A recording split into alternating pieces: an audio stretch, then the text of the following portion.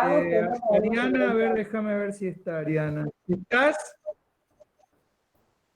Perdonen que grite así como mi tía Nelly. A ver.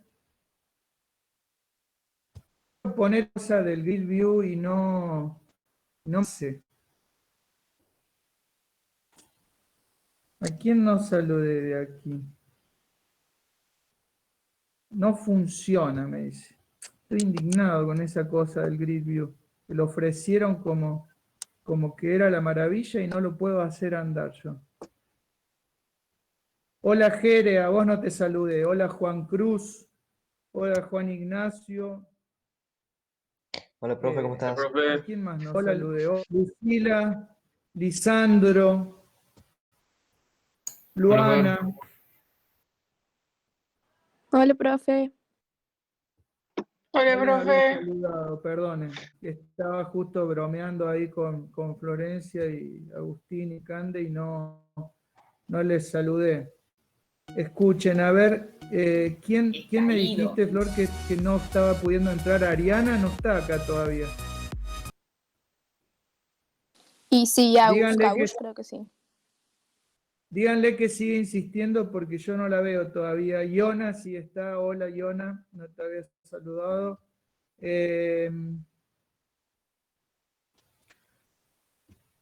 Por ahí podemos hacer una cosa que la otra vez me funcionó en una reunión de madres y padres de primer año, porque esa fue una locura.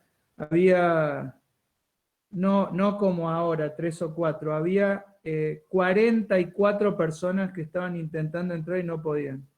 Imagínense, fue una reunión de 66 personas y éramos 22 y había 44 personas intentando entrar y no pudiendo. Imagínense lo que era el chat del WhatsApp, donde yo iba viendo, como yo estoy en primer año como papá también, veía 78 mensajes de personas diciendo: hace 15 minutos que estoy intentando entrar. Hace 20 minutos que estoy intentando entrar. Fuerte. Una situación de un poquito de estrés. Ahí entró Agostina. Hola, Agos. Ahí entra María Pía. ¿Qué pasa con Ariana? No me funciona el wifi, por eso tarde. No hay ningún problema. Acuérdense lo que les dije el otro día, que yo hasta las 1:15 no pongo el pato Vica. Después de las 1:15 sí, va a haber un muchacho ahí en el Meet que les va a decir: no te puedo dejar pasar. Así, con esa voz. Cuando entraron los primeros jóvenes,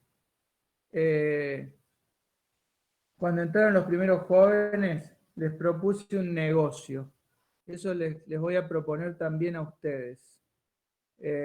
Porque a mí me gustan mucho, vieron las apuestas, los negocios, el regateo, el qué me das vos si yo te doy tal cosa. Todo eso me gusta mucho porque mi familia es de origen gitano, entonces nos gusta eso.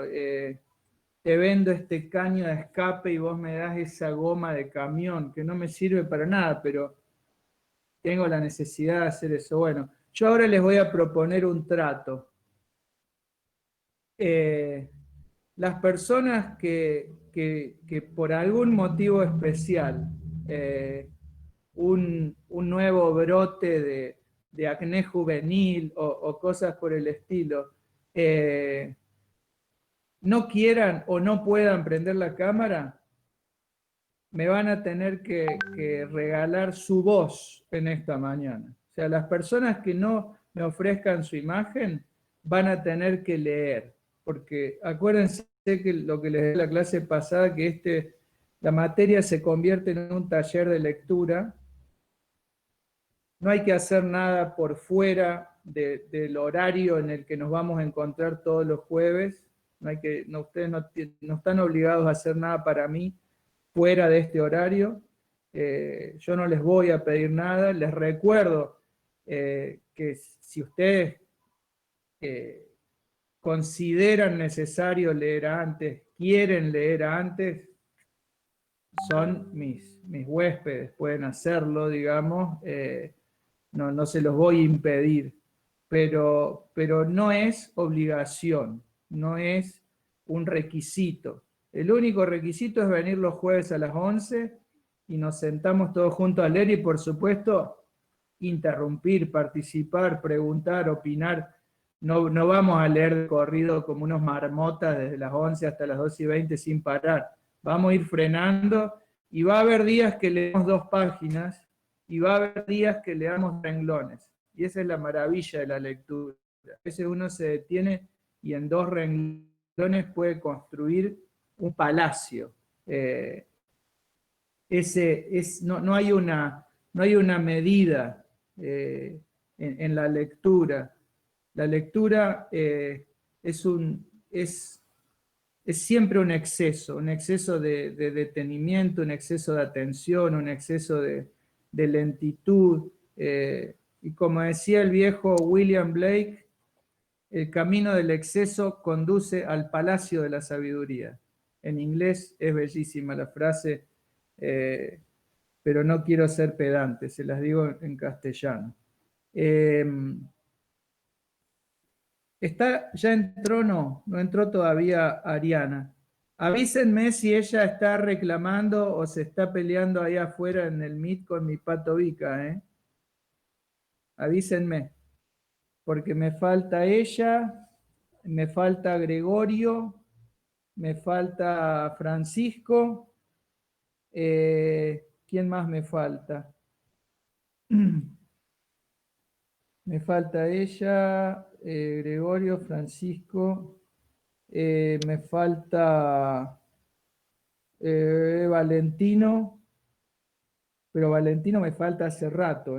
Me falta Mateo y no me falta nadie más. Esas personitas me faltan. Gregorio, que estaba la clase pasada, pero hoy no ha podido o ya estará por aparecer. Francisco, que me viene faltando también hace rato. Me falta, les decía, Valentino y Ariana. Ah, Mauricio, che, no lo veo. ¿Está Mauricio?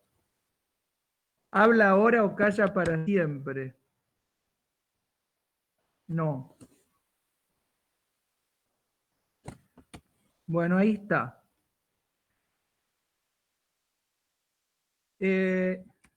Entonces, vamos a empezar a leer hoy a un autor.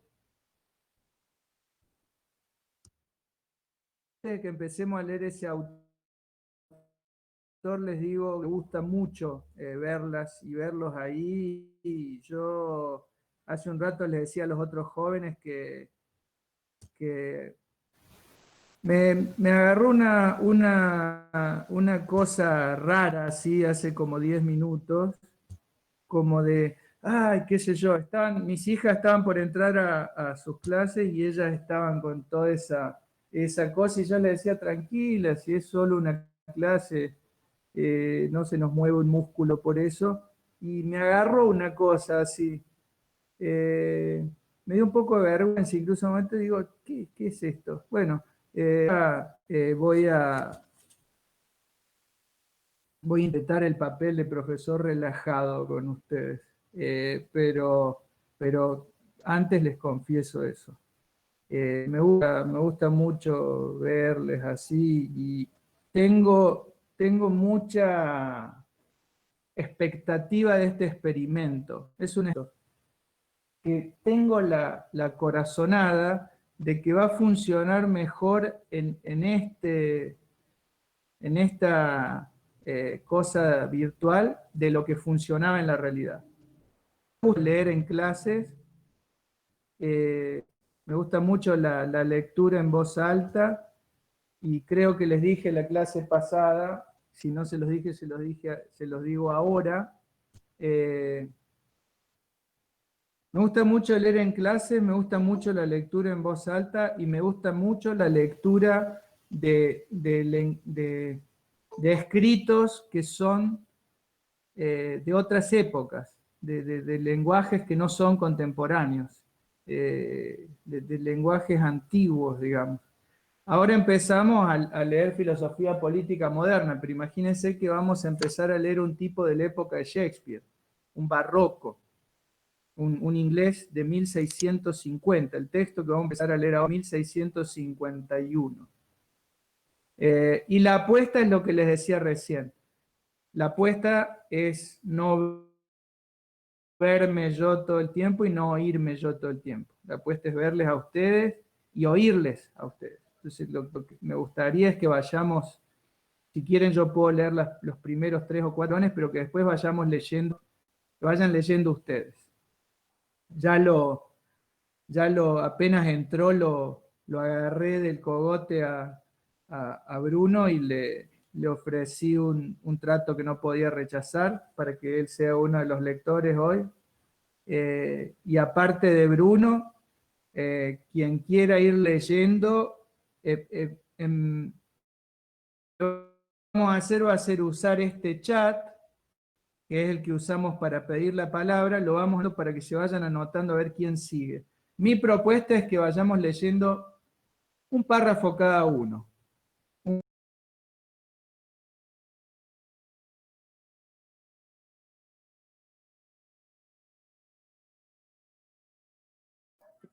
Listo, no leemos ni verga. Me encanta porque se fue Fer. Fue ido. Se refue. Insta. A mimir. No, se unió a sexto natural. Naturales. Se unió sexto, muchachos. Hasta la próxima. Hay una banda con la cámara prendida, no los veo a todos. Listo, ya puso Ahí presente, se quiero puede leer. elegir gente. ¿Quieren ganar, chicos? Yo voy a ir primero, no sé quién quiere, pero...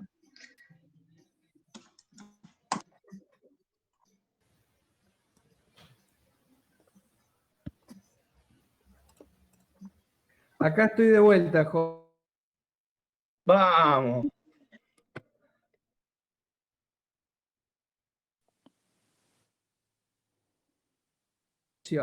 Pero bueno, como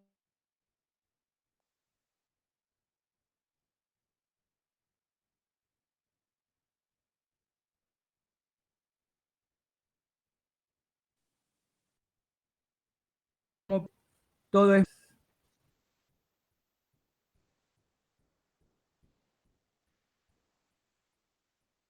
Ahí entraron. Esperen un segundo. Porque ya entraron... Sí. Ahora vamos a ver si anda mejor. Yo salí y volví a entrar a propósito. Pero bueno, ahí está viendo que ya entró Mateo, que ya entró Ariana. ¿Y quién más entró? De quienes había nombrado recién. Bueno, vamos a hacer una cosa. Voy a compartirles la pantalla y vamos a empezar a leer. Les pido que me digan quiénes se ofrecen para leer hoy. Necesito por lo menos 6 personas que lean hoy. Ya tengo uno, que es Bruno. ¿Quién más se ofrece para leer hoy? Anótense ahí en el chat.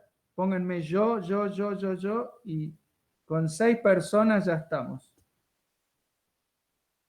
Agustín, perfecto. Profe, si prendí la Yo voy a cámara leer las primeras frases. ¿Cómo? es por algo. Que si prendí la cámara es por algo, ¿no te parece? ¿Cómo? Que si prendí la cámara es por algo. Había un trato Ah, que los vos planteaste. te desofreces. Nada, estoy jodiendo. Si querés lo. No hay problema, ¿eh? Yo no Si les alguien se quiero ofrece, si alguien se obligar. ofrece, sí. Si no, Leo. Bueno, bueno. Oh, qué bueno verlos hoy, estoy chocho. Por más que se corte y que mi conexión a internet sea de las peores de la provincia, les aseguro que ya verles, como decía Clint Eastwood, que no pudimos escucharlo, it really makes my day. Me hace el día, digamos, ¿no? ¿Escucharon, conocen esa frase? ¿Saben que esa frase la decía siempre Clint Eastwood? Va, no Clint Eastwood, la decía Harry el Sucio, que es el personaje más famoso de Clint Eastwood, un detective eh, medio, medio incorrecto. Bueno, a ver, le pregunto a Enzo, que lo estoy viendo acá. Sí. ¿En este momento se oye bien o se entrecorta mucho? Y de vez en cuando se te traba, pero poco. Bueno, cualquiera de ustedes, yo ahora voy a decir algo en 5 minutos, cualquiera de ustedes, si se corta, me hace esta seña, que es la famosa seña de que se está cortando, o la seña de cortala, pero yo la voy a interpretar como profe querido, se está cortando. La voy a interpretar de esa manera caritativa.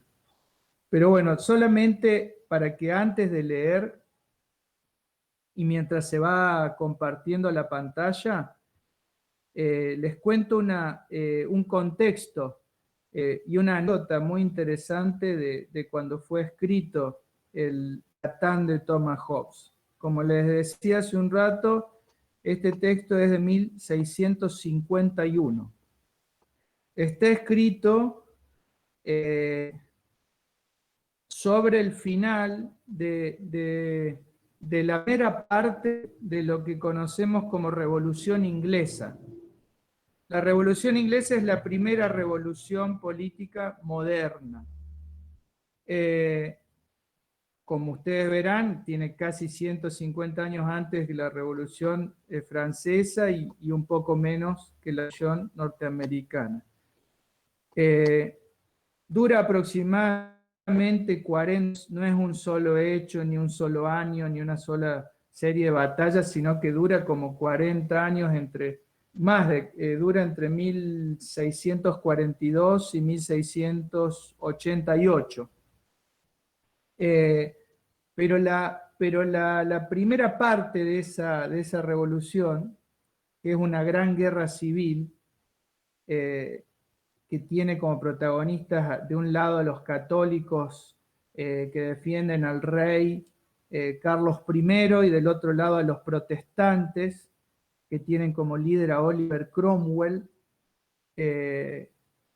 Esa dura aproximadamente 10 años y concluye con la caída y la ejecución del rey Carlos I, que es la primera cabeza de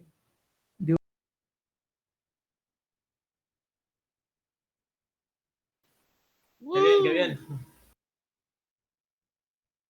Ponemos piola, boludo. Media horita ahí al pedo. De Me chanta. Sin gustan leer nada. todos los chicos con auriculares gamer, bro. Gracias, gracias.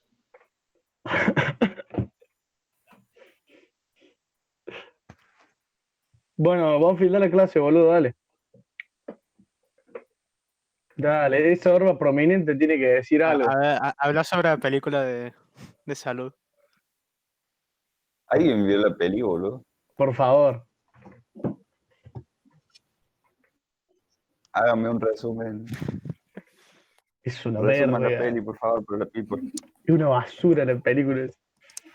No, si ya me lo imaginaba, quédate tranquilo. Déjenlo hablar al chico.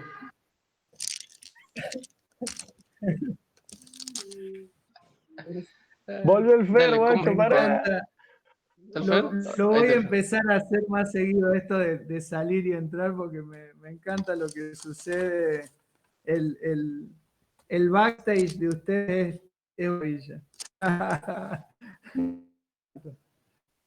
Bueno, ¿saben por qué creo que tengo problemas de conexión? Primero porque, bueno, no tengo un tremendo camión acá de megas, pero por otro lado debe ser porque mis dos hijas están cada una en una clase también. Decidimos, digamos, mi hija pequeña tiene primario, mi hija mayor está teniendo clases, creo que con René en este momento, así que se me va a cortar. Y ese es uno de los motivos también por lo que va a estar bueno que sean ustedes quienes lean y no yo. Casi que estoy tentado de pedirles que sea alguno de ustedes el que comparta pantalla, para que no, justamente porque si a mí se me sigue cortando, no perdamos ¿Alguna o alguno de ustedes se anima a compartir pantalla con el Leviatán de Thomas Hobbes? ¿Lo tienen ahí a mano como para compartir? Y yo les diría que eso, que tengamos como esa política, porque me parece que va a haber muchas clases que vamos a coincidir, yo con ustedes y mis hijas con sus profes, por el horario que ya hemos puesto fijo. No siempre, pero... A ver, ¿quién se anima a compartir pantalla? ¿Quién lo tiene ahí a mano al texto, al Leviatán de Hobbes?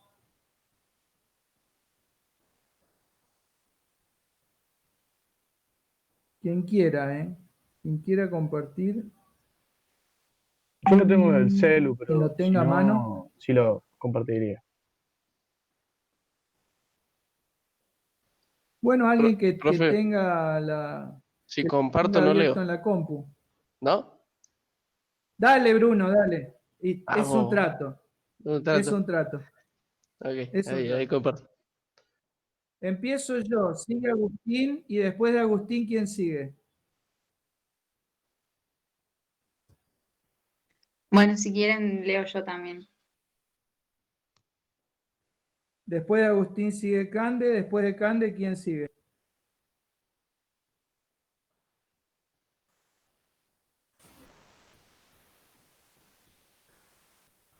Quien quiera. No se ¿Se ve? preocupen que para dentro de un mes van a haber leído todas y todos porque vamos a ir rotando las lectoras y los lectores. Bueno, yo leo, pero estoy con el celu, así que si ¿Quién por ahí me escribió? equivoco, perdónenme. ¿Sol? ¿Sol está hablando? No, soy Ari. Ah, perfecto. ¿Quién habló? Que no. No, yo quería saber si está viendo. Sí, se A ve. ver. Se dejó ya. Bien. Se está empezando a presentar. Genial. Genial, Bruno. Muchas gracias. Bueno, esperen que les estaba contando. ¿Quién dijo recién, día después de Gande? Yo, Ari, Ariana. Estoy yo, está Agustín, está Gande. ¿Quién? Ariana. ¿Se me escucha bien? Sí, si te escucho bien. Hola, Ari. Bueno, por las mail dudas. de sexto naturales o no? Sí, que no Sí, porque no me dejaba entrar te con el mail oía mío. bien. Bueno, lo que les estaba diciendo recién. La cabeza del rey Carlos es la primera que rueda en Europa, por motivos no de una intriga entre hermanos o de yo te destrono para ser rey yo, sino es la primera cabeza que rueda de un soberano y que rueda esa cabeza para producir un cambio político, no para sacar un rey y poner otro, sino para sacar un rey y poner, en este caso, a lo que ellos llamaron un Lord Protector del Parlamento, ¿no? Como ustedes saben, en Inglaterra el Parlamento es lo más importante, digamos, y Y en este caso, lo que estaba en juego en esta revolución, en esta primera fase de la revolución, era ese principio republicano del que yo ya les había hablado en alguna de las clases, que es el de que ningún hombre está por encima de la ley, ¿no? Que la ley está por encima de todos y todas. El rey Carlos I, no aceptaba que lo juzguen, decía, ustedes no me pueden juzgar a mí porque a mí acá me puso Dios. No, yo no estoy acá por una cuestión humana, sino por una cuestión divina. Muy bien. ¿Cuál es el episodio? La imagen, una imagen casi cinematográfica, o a mí me gusta al menos pensarla así, que da origen a lo que podríamos llamar la política moderna y la filosofía política moderna. Cuando le cortan la cabeza al rey Carlos, Oliver Cromwell, que era el líder de esta revolución, se acerca al cadalso, sube, ¿no? Hay un silencio tremendo, él se acerca, levanta la cabeza de Carlos, la toca en la base, en el cuello, digamos, levanta su dedo índice ante la multitud y dice, "It's red". Es roja, dice. Y se va. Lo único que hace es eso. Se acerca al cadalso, levanta la cabeza, la toca, levanta el dedo índice, dice, "Es roja", y se va. No pronuncia ningún discurso, no hace ninguna arenga política, ninguna fundamentación de la igualdad entre los hombres, de la libertad, no. Muestra el dedo índice, dice, "Es roja", y listo. Y ese es todo el gesto político. Pero fíjense qué impresionante que es ese gesto. Porque, aunque ustedes no lo crean, en toda esa multitud empobrecida, ignorante, de gente que no había ido a la escuela como ustedes, la gran mayoría de esas pobres personas de Londres que estaban ahí mirando en esa plaza pública, creían de verdad que la sangre de ese tipo era de otro color. Creían de verdad que ese tipo tenía otra naturaleza, superior a la naturaleza humana. Aunque ustedes no lo crean, esa gente de veras creía eso. Así como creían en brujas y creían en una serie de cosas que... Así como en algún momento también nos tocará ver a nosotros cuáles son nuestras propias supersticiones, porque también dentro, no de 400 años, dentro de 40 años va a haber jóvenes como ustedes y viejos como yo que se van a reír muchísimo de los que vivíamos en el 2020. Se los aseguro eso. No va a hacer falta esperar 400 años. Dentro de 40, nosotros mismos ya nos vamos a poder reír con ganas de nosotros mismos. Pero bueno, en este momento creían en eso. Entonces este tipo dice eso, dice es roja. Como diciendo, no dejen ustedes que nunca más nadie les haga creer que tiene un derecho especial por encima de ustedes. Eso es lo que propiamente yo desde esta materia me animaría a decirles a ustedes que veo como la definición más concisa, más precisa, más exacta de lo que podemos llamar modernidad. Ustedes me preguntan, Fernando, ¿qué es la modernidad política? Yo les doy toda una clase larga. Si ustedes me arrinconan en un callejón oscuro con una navaja semiautomática y me dicen, no, decime en 2 palabras qué es la modernidad política, y yo les digo eso, el episodio de Cromwell. Nada más que eso, ¿no? Alguien que se levanta frente a una multitud y dice, es roja. Ese es el inicio de la modernidad política. Ahí hay una imagen, ahí hay una metáfora, ahí hay una puesta en escena. Y la modernidad política tiene mucho que ver con las puestas en escena. Tiene mucho que ver con el desarrollo de un drama. Tiene mucho que ver con eso. Entonces, ya vamos a hablar más adelante de la Revolución Francesa, pero ahora empezamos, para trabajar un curso sobre filosofía política moderna, empezamos con el inicio de la política moderna y es este. El autor que nosotros vamos a leer es uno que está en contra de eso que dice Cromwell. No es que esté en contra de que la sangre del rey sea roja, pero está en contra de la eliminación de la monarquía.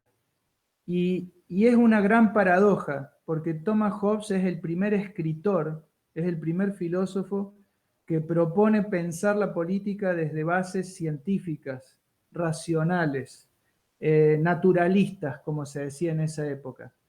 Es el primero de los filósofos políticos que no recurre a la teología y que no propone fundamentar el poder del rey sobre una base religiosa, ¿no? Es el primero que dice, no, para pensar la política hay que correr la religión a un costado. Entonces uno diría, genial, corrimos la política a un costado, pero la paradoja es que Hobbes propone no fundamentar la política en lo religioso y sin embargo propone un soberano absoluto. Absoluto. No sé si ya les expliqué esa palabra, pero después si quieren la desmenuzamos y vemos qué significa en términos políticos. Entonces, ese es el autor que vamos a leer ahora, y este capítulo que vamos a leer ahora es el capítulo donde está el corazón central de la argumentación de Thomas Hobbes. Es el capítulo bomba de Thomas Hobbes. No vamos a leer más nada que esto porque van a ver que en estas pocas líneas hay un mundo. Van a encontrarse ustedes con un escritor británico que tiene el realismo, la crudeza y la sequedad que tienen los británicos, el carácter totalmente poco florido y totalmente desapegado de todo eso que sí vamos a encontrar en Rousseau, que es una prosa más fogosa, más encendida. No, esto es frío y lluvioso como esas islas, es una cosa cruda, directa, al mentón. Yo creo que vamos a encontrar algo acá. Así que bueno, ¿cominchamos? ¿Cómo se hace, estimado Bruno? Pues yo ahí veo, yo tendría que correr el lugar donde los veo a ustedes. No, a ver. Para verlo más grande, digo yo, al texto. ¿Cómo hacemos? A ver. Y si no, yo lo voy leyendo del que tengo yo. ¿Ustedes me escuchan? Sí. Sí. Sí. ¿Puedo comenzar entonces? ¿Alguien tiene, antes de comenzar, alguien tiene alguna pregunta, alguna observación, alguna inquietud, algo que quiera decir antes o vamos al hueso? ¿Vamos? Listo. Entonces, empiezo yo. Sigue Agustín, sigue Cande y sigue Ariana. Y después de Ariana vemos.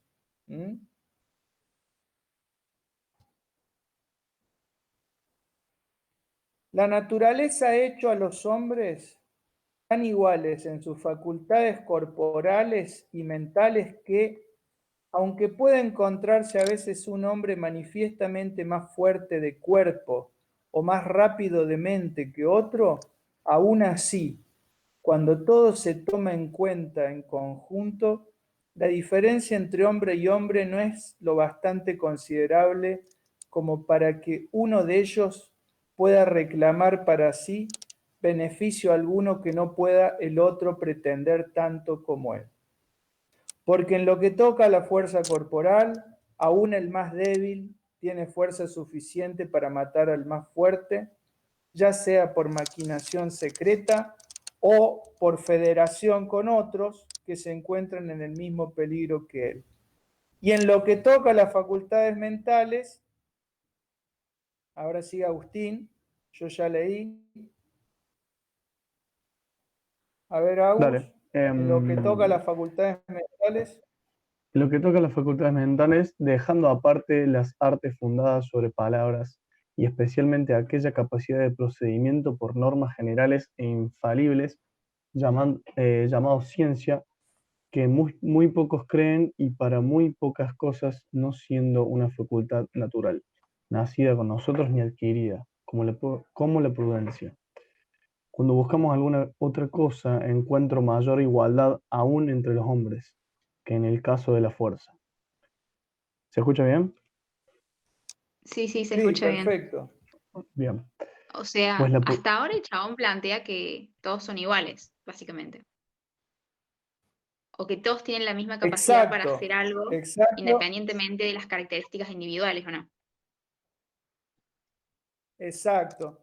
Y fíjense que lo plantea primero en relación con la fuerza física y esto que está leyendo ahora Agus en relación con las facultades mentales.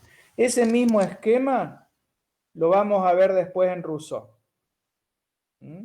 Pero fíjense que es exacto lo que dice Kant. Lo primero que está planteando el tipo es, los hombres somos por naturaleza. Fíjense que la primera palabra es siempre clave en los textos, ¿no? ¿Se acuerdan cuando yo dije en la alegoría de la caverna, el primer renglón dice, te pido que consideres nuestra educación o la falta de educación? Entonces ahí dijimos, bueno, ¿cuál es el tema? La educación. ¿Cuál es el tema acá? Lo que dice el título, la condición natural del género humano, ¿no? En lo que concierne a su felicidad y miseria. Para aquellas o aquellos que luego vayan a estudiar Derecho, cuando leemos a Thomas Hobbes, cuando leemos a Baruch Spinoza, cuando leemos a Hugo Grocio, cuando leemos a Pfaffendorf, estamos leyendo lo que en Derecho se conoce como los ius naturalistas. Los ius naturalistas. ¿Por qué? Porque son los que han fundado las bases de lo que se conoce como teoría del derecho natural. John Locke también se lo puede decir. Pero bueno, seguí vos, Agus, y perfecto, Dale. Candes. Esa, muy bien la observación. Sigo. Pues la prudencia no es sino Seguí vos, experiencia. mirá, Agus, Ah, hasta que termine ahí el párrafo ese. ¿Querés? sí, sí, sí, sí. Hasta tocado. Listo, Dale. listo, de una.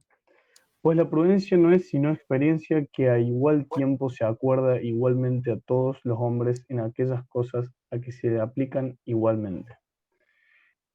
Lo que quizá haga de tal igualdad algo increíble no es más que una vanidosa fe en la propia sabiduría, que casi todo hombre cree poseer en mayor grado que el vulgo.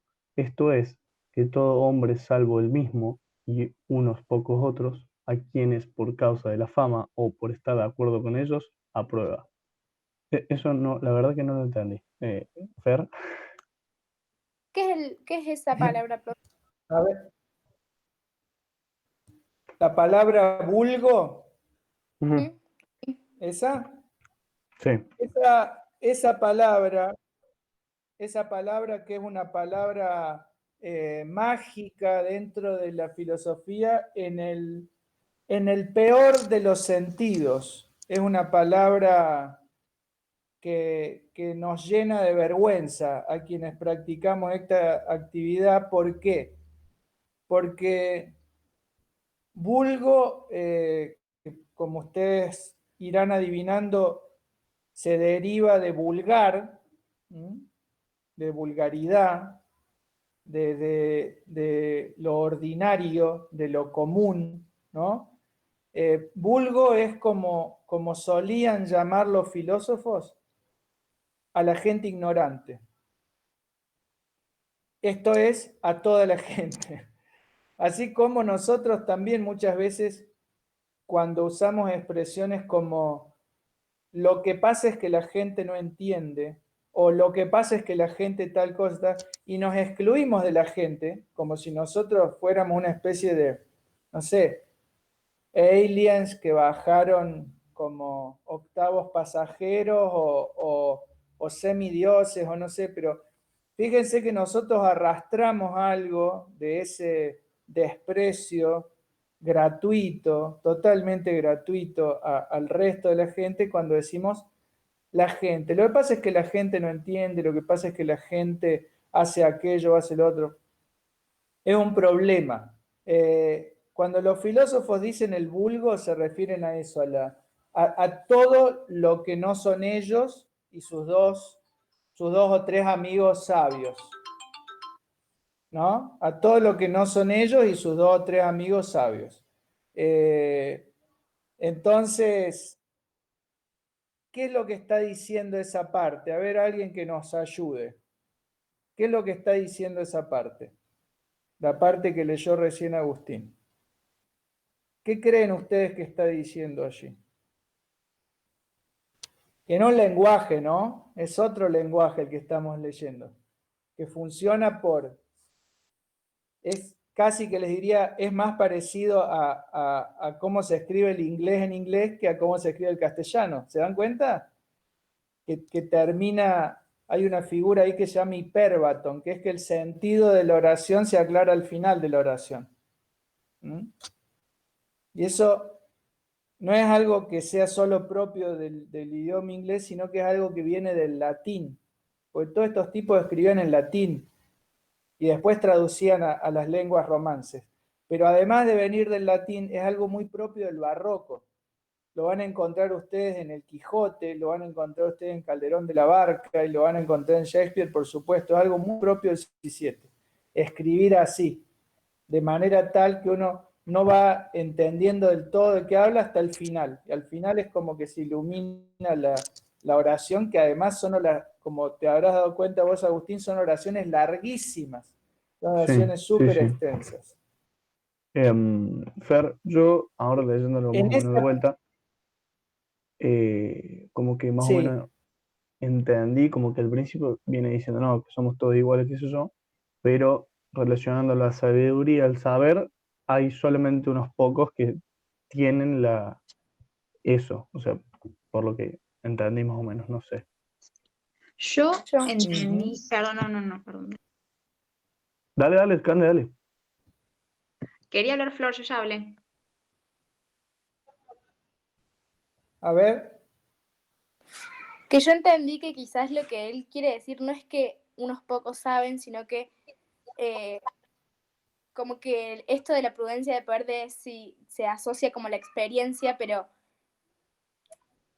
o sea, es solamente una fe en el propio que vos decís como, yo tengo experiencias o yo viví esto, entonces yo sé y los otros no saben. Pero en realidad, supongo como los otros tienen otras experiencias que también hacen eso. Bien.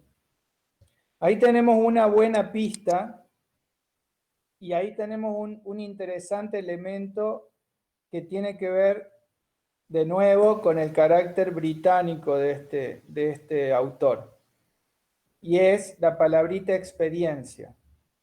Los británicos del siglo XVII y del siglo XVIII son llamados los filósofos de la experiencia, o utiliza la raíz latina de la palabra para denominarlos, se les llama empiristas.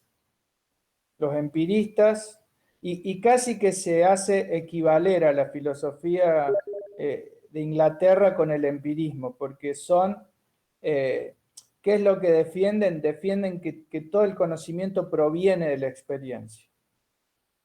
Y lo que niegan es ese conocimiento innato, ese conocimiento que vendría como de nuestra propia persona sin haber pasado por la experiencia. Los británicos en eso son muy realistas, consideran que todo lo que sabemos viene de la experiencia. Y ahí fíjense que lo que dice Hobbes es que la experiencia nos es dada a todos por igual en la medida en que nos aplicamos de igual manera las mismas cosas. O sea, si yo me ocupo de lo mismo que vos, durante el mismo tiempo que vos, probablemente adquiera la misma experiencia. Como está tratando de decir, no hay ninguna magia acá, pero fíjense, yo te pediría, Agustín, que sigas leyendo un cachito más, porque un cacho más abajo se aclara cuál es el motivo por el que nosotros tenemos la tendencia a creer que somos más inteligentes que el resto, ¿no? Bueno. Él lo explica más abajo. A pesar de que tengamos la misma experiencia, dice, fíjate, lee un cachito más. Dale. Pues la naturaleza de los hombres, perdón, vamos de vuelta. Pues la naturaleza de los hombres es tal que, aunque puedan reconocer que muchos otros son más vivos o más elocuentes o más instruidos, difícilmente creerán, sin embargo, que haya muchos más sabios que ellos mismos, pues ven en su propia inteligencia a mano y la de los otros hombres a distancia. ¿Sigo? Eso. Bien. Eso es una cosa alucinante, muy propia del espíritu británico, que tiende a simplificar lo que nosotros vemos como algo muy complicado. ¿Por qué solemos considerarnos más inteligentes que el resto? Porque vemos nuestro talento de cerca y el de los otros a distancia. Nuestro talento lo tenemos acá, somos conscientes todo el tiempo de él. No podemos creer que los otros no lo vean cuando es tan palpable, tan evidente, ¿no? Es el motivo del orgullo, de la vanidad. ¿Por qué nos molestan las personas vanidosas? Porque hieren nuestra propia vanidad. Porque opacan nuestra propia vanidad. ¿Qué es lo que nos molesta del vanidoso? Que ocupa demasiado espacio. ¿Y ese espacio para quién era? ¡Para nosotros! ¿No? Eso es una cosa, cuando yo les digo los británicos son muy secos, son muy crudos, son muy cínicos, en un sentido bueno de la palabra, en un sentido casi donde cinismo significa algo muy parecido a la honestidad. Son muy honestos en explorar la flaqueza humana, ¿no? En explorar la miseria humana. Pero eso no es algo solamente británico, eso también es algo barroco, es algo del siglo XVII. Un gran escritor del siglo XVII que se llamaba Quevedo escribió un texto muy breve que se llama El mundo por de dentro. Y en ese texto él va mostrando qué es lo que aparentan las personas y qué es lo que realmente hay detrás de esa apariencia. Eso es algo que está muy presente en toda la literatura y todo el teatro del siglo XVII, cuya expresión más alta es Shakespeare, y es algo que se conoce como la metáfora del teatrum mundi, o del teatro del mundo. La idea de que el mundo es un teatro, ¿no? La idea de que la realidad es un teatro donde todos desempeñamos un papel, ¿no? Como está establecida esa imagen de que todos en el mundo nos comportamos como actores en un drama, muchos pensadores y muchos escritores de este siglo, como Hobbes, exploran los secretos más vergonzosos de ese drama. Y uno es este. Cada uno de nosotros tiende a considerar que es más inteligente que el resto. ¿Por qué? Porque ve su talento de cerca y el de los otros lo ve de lejos, ¿no? Fíjense qué sencilla y qué cruda esa explicación. Pero al mismo tiempo, fíjense qué cierta que es, ¿no?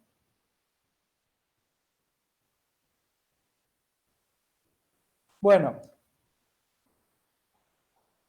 léeme los últimos renglones de ahí, Agus, que están recontra buenos y que nos cierran un poco esto que decía Cande hace un rato. Pero esto prueba que los hombres son en ese punto iguales más bien que desiguales, pues generalmente no hay mejor signo de la igual distribución de alguna cosa que el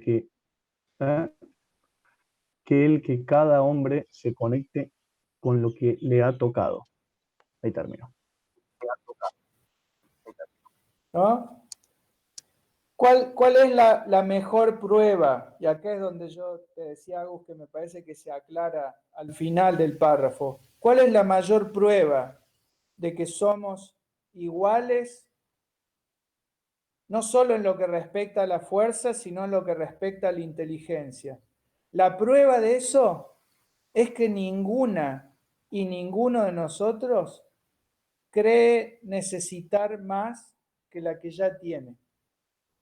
En el fondo, es como una burla que nos está haciendo Hobbes, porque en realidad, más que decirnos que somos todos igualmente inteligentes, nos está diciendo somos todos igualmente vanidosos, ¿no? Está diciendo, la prueba de que somos todos iguales en la fuerza es de que cualquiera puede matar a cualquiera. Si por ahí sos medio debilucho, te juntás con 2 o 3 más y lo haces sonar al que se creía muy fortachón. O usás la inteligencia para tenderle una trampa, qué sé yo. Y en el terreno de la inteligencia, dice Hobbes, también somos iguales. ¿En qué sentido? En el sentido de que la inteligencia viene de la experiencia y que si vos te aplicás de la misma manera, durante la misma cantidad de tiempo, a la misma cosa que yo, vamos a llegar seguramente a lo mismo. Lo que está tratando de decirnos, ninguno tiene una facultad especial ni una genialidad. Y acá hay algo muy interesante respecto a la educación también. Hobbes nos está diciendo ahí que la educación es transpiración nomás. Aplicarse durante un determinado tiempo a una misma cosa, ¿no? Pelarse las pestañas, como ustedes quieran llamarle, transpirar la camiseta. No hay un don divino que dice este es inteligente y este no, ¿no? No hay una varita mágica. Estoy diciendo, inteligencia es aplicación, ¿no? Y como chiste, lo que nos está diciendo al final es, bueno, la prueba de que todos somos iguales en este punto es que ninguno parece necesitar más que lo que ya tiene. O todos creemos tener ya suficiente de eso, ¿no? Ese es me parece el autor usando también ahí el típico humor británico, que así como lo encuentran en este párrafo, ustedes lo pueden encontrar, qué sé yo, en el personaje de Niles, de la niñera, por ejemplo. Ese es un típico británico en este mismo sentido, porque habla de esa manera irónica, digamos. Cuando llega Sissy Babcock y le dice, Niles, ¿tiene preparada mi bebida? No, todavía no levanté la tapa del inodoro, ¿no? Es esa cosa directa, cruda, así, chocante, despiadado también. Bueno, ese es Hobbes, ¿no? ¿Seguimos, Cande? Y les pido una cosa. Quiero que a partir de ahora interrumpan y hablen ustedes. Yo me voy a tratar de hacer la boca. Pero bueno, recomendación, hay que leer despacito. Hay que ir leyendo como mirando una cuadra antes si hay algún pozo, porque tiene este estilo que les decía recién, que viene del latín, que viene de esta figura del hipérbaton, donde las oraciones se van aclarando más tarde, ¿no? Ok. Dale vos, Cande. Y cualquier cosa, pregunta, aclaración, lo que sea, pidan por ahí por el chat, por favor. Dice, de esta igualdad de capacidades surge la igualdad en la esperanza de alcanzar nuestros fines. Y, por lo tanto, si dos hombres cualesquiera desean la misma cosa, que, sin embargo, no pueden ambos gozar, devienen enemigos, y en su camino hacia su fin, que es principalmente su propia conservación y a veces solo su delectación, se esfuerzan mutuamente en destruirse o subyugarse. Y viene así a ocurrir que, allí donde un invasor no tiene otra cosa que temer que el simple poder de otro hombre, si alguien planta, siembra, construye o posee asiento adecuado, puede esperarse de otros que vengan probablemente preparados con fuerzas unidas para desposeerle y privarle no solo del fruto de su trabajo, sino también de su vida o libertad. Y el invasor, a su vez, se encuentra en el mismo peligro frente a un tercero. Chan. Frenemos ahí. Hay mucho en ese párrafo, ¿no? Sí. ¿Alguien alguien que nos ilustre. ¿Querés vos, Cande? ¿Quiere alguien más?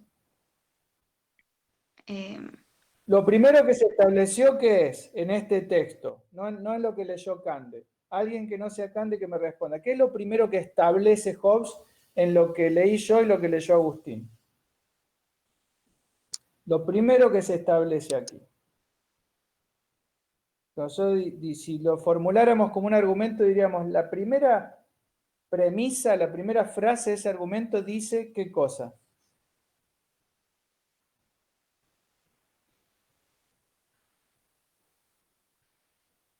De todo el texto, Es Fer. sencillo, ¿no le gusta?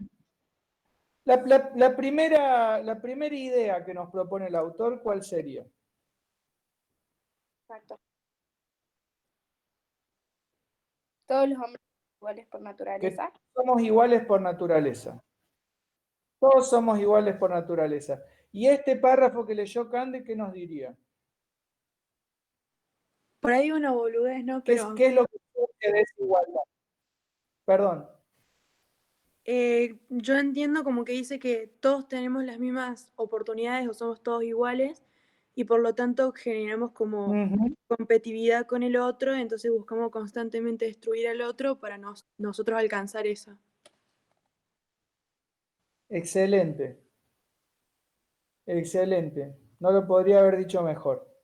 De esa igualdad surge una igualdad en las expectativas, una igualdad en las oportunidades, ¿no? Si somos todos iguales, lo que está diciendo Hobbes es,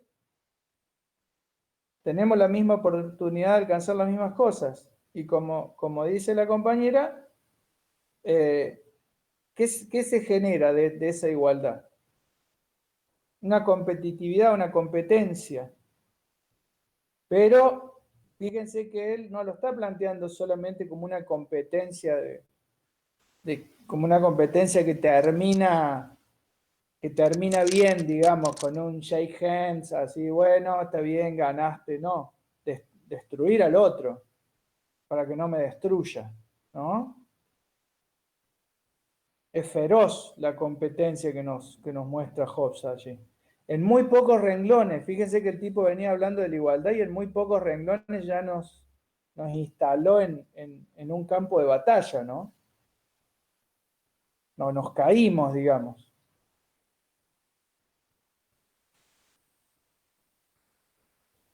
Ya fíjense, el tipo no alcanza a hacer 3 renglones que nos dice de igualdad de capacidades, de igualdad en la esperanza de alcanzar nuestros fines. Si 2 hombres desean la misma cosa, se convierten en enemigos. Punto. O sea, ya en el tercer renglón ya somos enemigos. Eso es tremendo, ¿no? Y si yo veo que el otro es una amenaza para mí, lo destruyo. ¿No? Yo después, o ahora mejor dicho, pero no hace falta que me lo contesten ahora, ya les voy a empezar a pedir que me digan qué pasó ahí, por qué de la igualdad apareció ya la enemistad tan rápido, tan sin escalas, digamos, ¿no? No llegamos a pasar ni un pueblo que ya somos enemigos, digamos, ¿no? Ya salimos de Córdoba y antes de llegar a Pilar ya somos enemigos. ¿Qué pasó? No. Hay un tema ahí. Yo quiero que ustedes me digan qué hay ahí. No se los voy a decir yo. Pero ahí hay algo. Ahí está. Ahí Hobbes está dando un golpe de muñeca, que es interesante, es terrible, pero es muy interesante.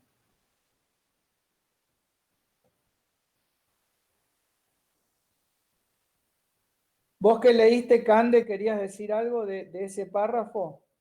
Porque yo te corté justo. Ari lo dijo perfecto. Bien. Pero, Sí, de acuerdo. quizás nada que ver, pero como en cierta forma puede ser que hable de que por más que todos somos iguales, esa igualdad nos lleva como a algo pacífico, sino que, o sea, porque generalmente se asocia la desigualdad con destruir al otro o tener enemigos. Entonces quizás como no necesariamente esta igualdad hace que eso desaparezca. Por ahí hay que buscar. O sea, ahí en eso que ha dicho Flor hay que meterse por ese caminito, porque justamente asociamos la violencia a la desigualdad, pero acá Hobbes nos está diciendo, no, la violencia es una consecuencia de la igualdad. Ahí es como que... Vos lo decís. ¿Qué pasó? Dale, Ari.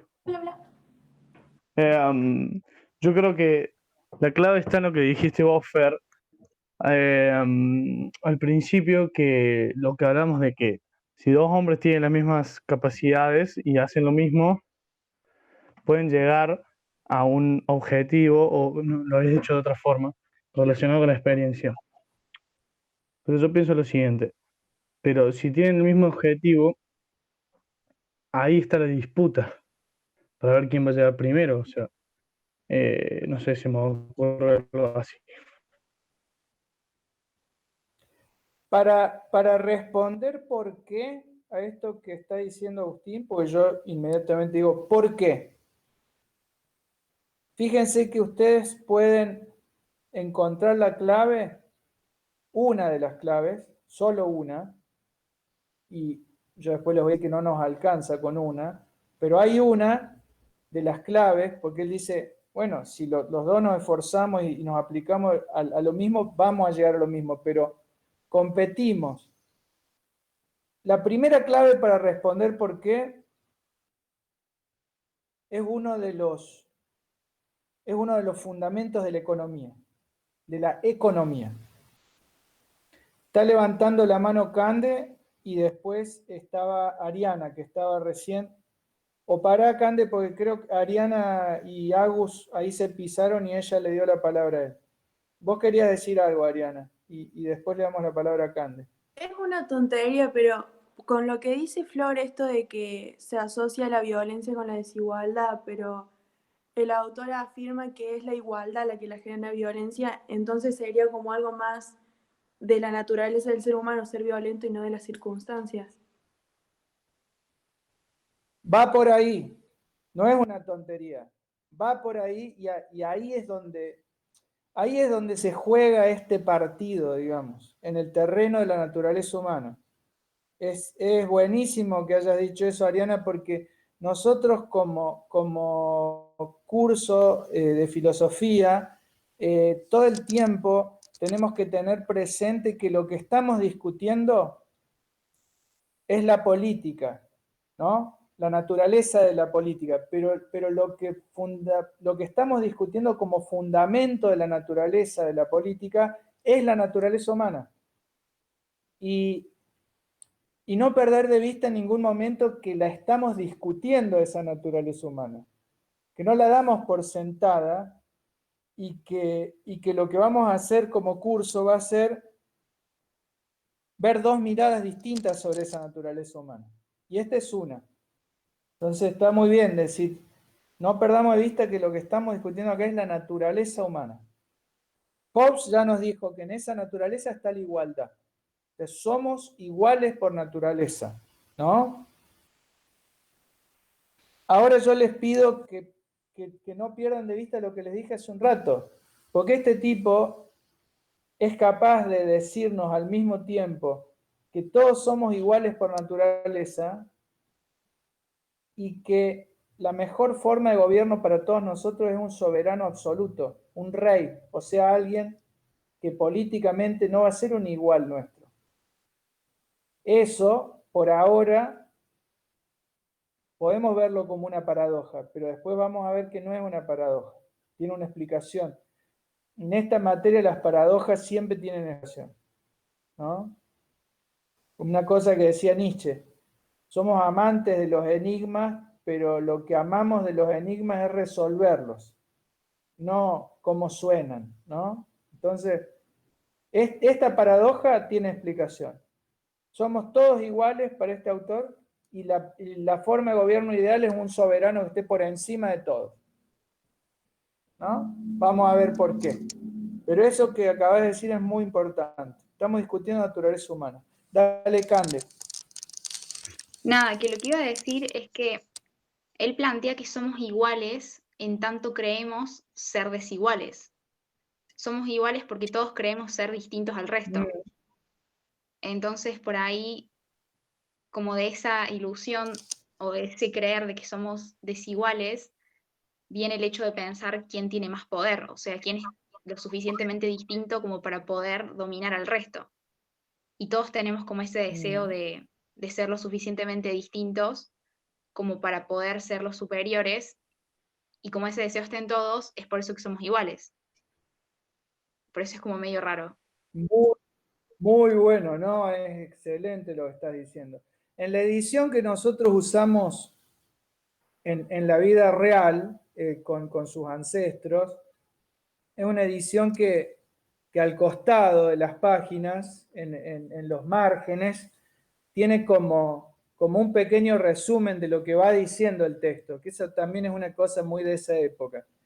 Y en uno de esos pequeños resúmenes que aparecen al margen, que acá no lo tenemos, por eso me parece excelente que Cande lo haya dicho, dice eso, la igualdad como producto de la consideración de la propia desigualdad, o sea, somos todos iguales precisamente en eso de considerarnos distintos.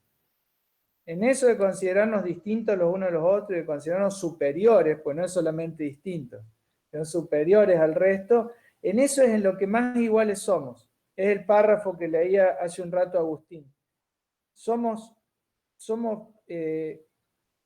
más iguales que nunca cuanto más creemos que somos superiores al resto. En eso lo que nos está diciendo, por eso yo les decía que es medio cínico el tipo, lo que nos está diciendo es como que nadie se salva, y en eso todos somos iguales, nadie se salva de creerse más que el resto, ¿no?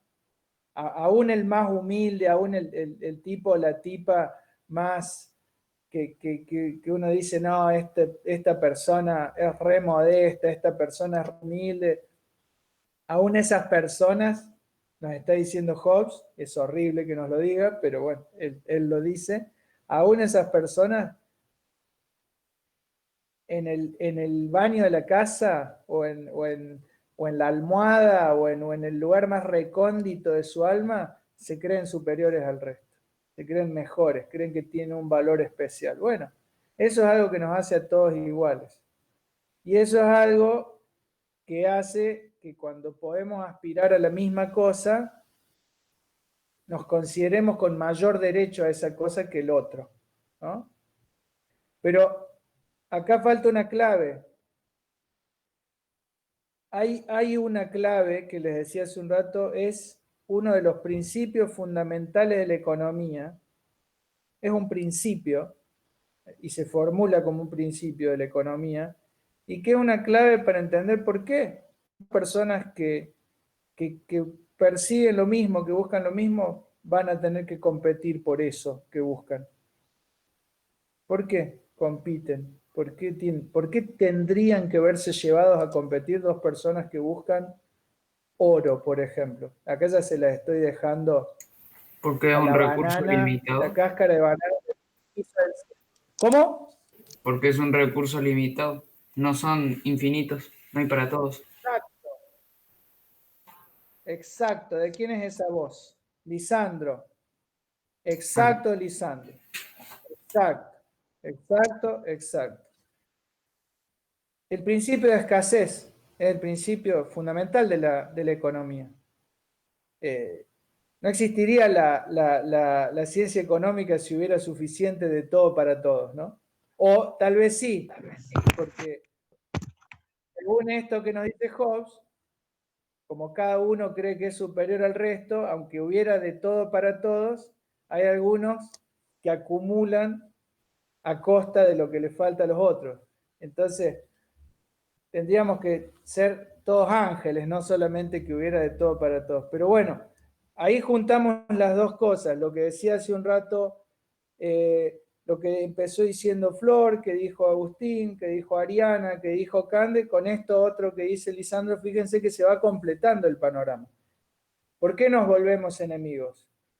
Porque queremos lo mismo y no alcanza para todos, ¿no? Los recursos, como bien dijo Lisandro, son limitados. Eso en economía es el principio de escasez. Así se llama, y es lo que le daba valor a las cosas en la época de Hobbes.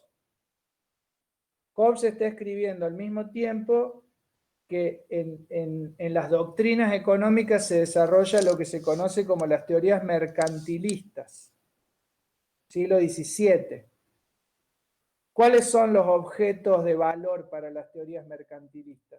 O para el mercantilismo, para lo que se denomina el mercantilismo, ¿qué es lo que le daba? ¿Cuál es el patrón de valor de las cosas?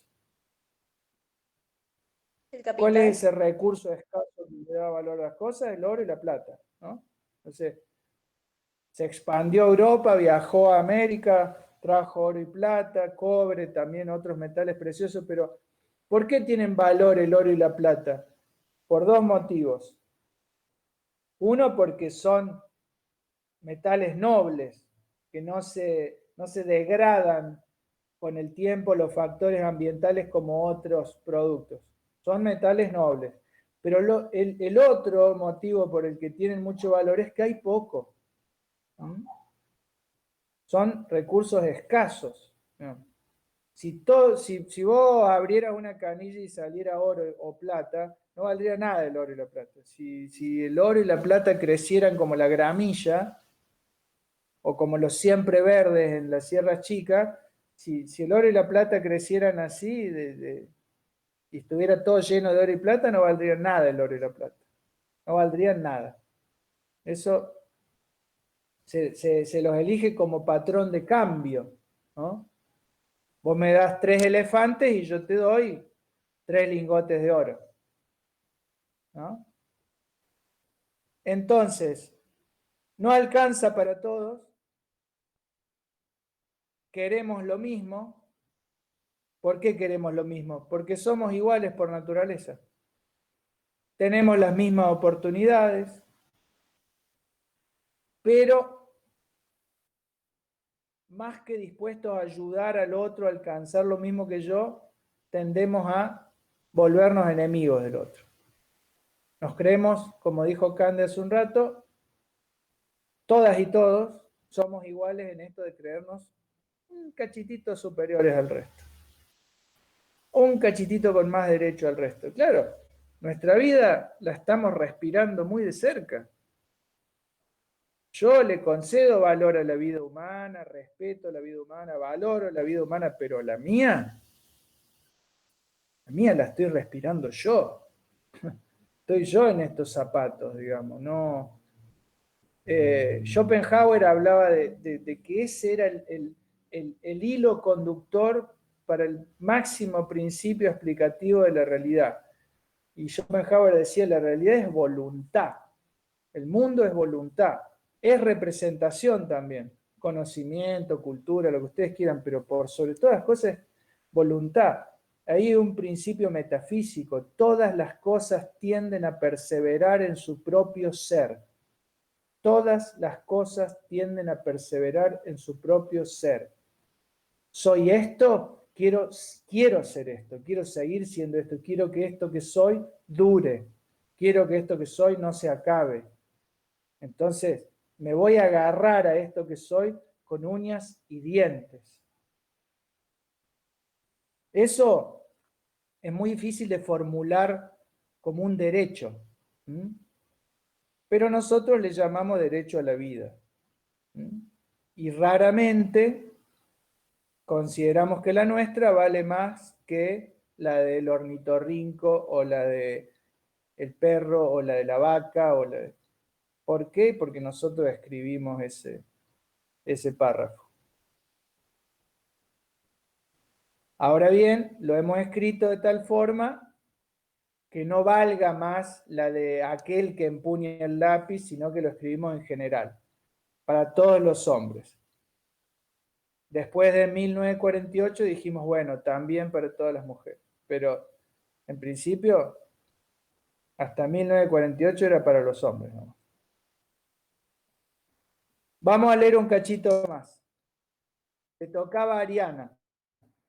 ¿Hay alguna pregunta por ahora, alguna observación, alguien que quiera levantar la manito para decir algo o continuamos leyendo? Yo quiero solamente leer un párrafo más, que lea Ariana su párrafo y ya daríamos por concluido, pero no quiero que nadie se quede con ganas de decir algo y diga, no, este se la pasó hablando y no me dejó. Si alguien quiere decir algo es ahora. ¿No? Bueno, continuamos entonces con Ariana. Un solo párrafo más. Eso es todo lo que quiero que leamos porque ya con lo que leímos y con lo que hemos dicho hasta ahora, yo soy el docente más feliz de la provincia, probablemente. Así que muy satisfecho. Pero vamos a leer un párrafito más y nos despedimos. Sí, al final de todo, cuando nos vayamos despidiendo, si a alguien le quedó alguna duda, si alguien considera que hay algo que no quedó claro, les pido por favor, pero se lo ruego por los dioses en los que crea, que me escriba un correo, me mande un mensaje por el aula. No quiero que demos nada por sentado o que estemos avanzando más rápido de lo que ustedes necesitan, ¿está? Entonces, no quiero que nadie se quede con, eso sí lo dijo, pero habló mucho y no lo terminé de entender. No quiero que suceda eso. Así que, al final, mientras se van despidiendo, algunos se pueden quedar, yo me quedo. Si no se pueden quedar, me mandan un correo. Si les da mucha fiaca el correo, me mandan un mensaje por el aula. Dale, Ariana. Bueno. No hay para el hombre más forma razonable de guardarse de esta inseguridad mutua que la anticipación. Esto es, dominar, por fuerza o astucia, a tantos hombres como pueda hasta el punto de no ver otro poder lo bastante grande como para poner en peligro. Y no es esto más que lo que su propia conservación requiere, y lo que generalmente admitido. También porque habiendo algunos que complaciéndose en contemplar su propio poder en los actos de conquista, los llevan más lejos de lo que su seguridad requería, y si otros que de otra manera se contentarían con permanecer tranquilos dentro de los límites modestos, no incrementasen su poder por medio de la invasión, no serían capaces de subsistir largo tiempo permaneciendo solo a la defensiva. Y en consecuencia, siendo tal aumento del dominio sobre hombres necesarios para la conservación de un nombre, debería serlo permitido. Léeme el que sigue, por favor, que es la bomba el que sigue. Y ese es el último. Por lo demás, los hombres no derivan placer alguno, sino antes bien considerable pesar de estar juntos allí donde no hay poder capaz de imponerse respeto a todos ellos. Pues cada hombre se cuida de su compañero, le valore a la altura que se coloca él mismo. Y ante toda señal de desprecio o subvaloración es natural que se esfuerce hasta donde se atreva. Y ante aquello que no tiene un poder común que lo mantenga tranquilos, es lo suficiente para hacerlo destruirse mutuamente. En obtener de sus rivales por daño una más alta valoración y de los otros por el ejemplo. Fíjense hay una cosa. Ustedes les hago una pregunta. ¿Ustedes vieron con la profesora Carolina Alejandra Fabaccio Aristóteles? ¿Leyeron algo de Aristóteles? Sí, creo que sí. En Ciudadanía. ¿Leyeron algo de Aristóteles? Bueno, vieron que Aristóteles dice que el hombre es un animal político. Ahí estamos hablando de la naturaleza humana. Aristóteles dice que así como forma parte de nuestra naturaleza ser racionales, forma parte de nuestra naturaleza el ser un ser gregario, un ser que quiere vivir con otros seres de su misma especie. Ese párrafo último que acaba de leer Ariana es la contraposición de Aristóteles. Es la crítica que le hace Aristóteles, que le hace Hobbes a Aristóteles. ¿No? Aristóteles dice, el hombre es un animal político que quiere vivir con otros. Hobbes dice, los hombres no experimentan ningún placer en vivir con otros hombres. Todo lo contrario, experimentan un gran pesar en vivir con otros. No es por gusto que nos agrupamos y vivimos todos juntos. No es porque esté en nuestra naturaleza. En nuestra naturaleza solo está la igualdad y la violencia. Fíjense lo que está diciendo este tipo. En nuestra naturaleza solo está la igualdad y la violencia. No está la política. Fíjense que esto es fuerte. Es el primer tipo en la historia de la filosofía que le dice que no a Aristóteles. Desde el siglo IV a.C. se venía pensando en filosofía que la política formaba parte de nuestra naturaleza. Bueno, vino Thomas Hobbes y fue el primer filósofo en la historia en decir no. La política no forma parte de nuestra naturaleza. No somos un animal político. No somos un animal que quiera vivir con los otros como él. Nos vemos obligados a vivir con los que se nos parecen. Y ya vamos a ver la clase que viene por qué nos vemos obligados. Pero fíjense que acá ya hay un corte. Por eso también se dice que con Hobbes empieza la filosofía política moderna. Por eso también se dice eso. Ahí hay un corte muy importante. Les recomiendo para este fin de semana, si quieren entender mejor a Hobbes, la película Batman Inicia. Batman Inicia, la primera Batman de la saga que hizo Christopher Nolan. Batman Inicia. Y cualquier duda que tengan, les repito, escríbenme. ¿Eh?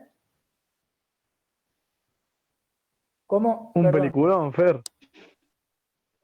Peliculón. ¿Qué es un peliculón, saga, Fer? pero la primera, la primera es para entender a Hobbes. La primera es para entender a Hobbes. Ustedes véanla y después la clase que viene conversamos. No se queden con dudas, se los ruego, miren, junto mis manos para robárselo, no se queden con dudas, no dejen pasar nada de esta materia sin preguntar, ¿está? No den nada por sentado, no me dejen a mí dar nada por sentado, ¿está? Yo creo que vamos lento, pero puede que no, puede que me equivoque. Entonces, todas las veces que haga falta detenerse, griten. Empujen. Me encanta verles. Me encanta verles. Cuídense mucho. Bueno.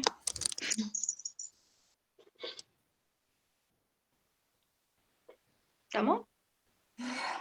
Por mi parte, sí. No sé si ustedes...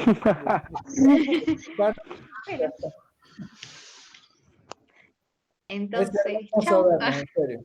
Sí. Una belleza ver.